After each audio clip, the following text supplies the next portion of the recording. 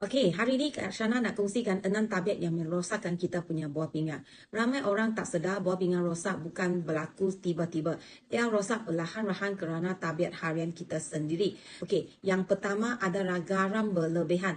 Kalau anda suka makanan masin, ikan masin, jeruk atau makanan proses, garam yang tinggi akan menaikkan tekanan darah.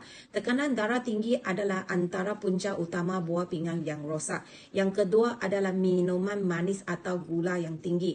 Air manis setiap hari, teh tarik, soda, gula tinggi boleh menyebabkan kencing manis. Dan diabetes adalah punca nombor 1 kegagalan buah pinggang. Yang ketiga adalah ubat tahan sakit tanpa kawalan.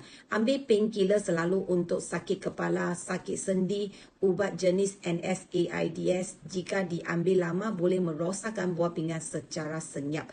Yang keempat adalah kurang minum air. Bila badan kurang air, buah pinggang terpaksa bekerja lebih kuat. Lama-lama boleh ganggu fungsi pernafisan. So yang kelima adalah tekanan darah tak dikawal. Ramai orang ada darah tinggi tapi tak makan ubat konsisten. Tekanan yang tinggi dalam sarung darah akan rosakkan tapisan buah pinggang. Yang keenam, tak pernah buat pemeriksaan.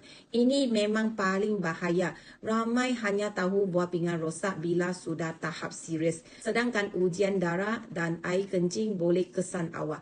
Buah pinggang rosak bukan dalam sehari. Ia rosak kerana tabiat kecil yang kita ulang setiap hari. Kalau anda sayangkan kesihatan, mula ubah satu tabiat dahulu dari hari ini.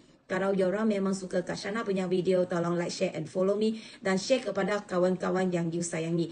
Kita jumpa lagi dekat next video.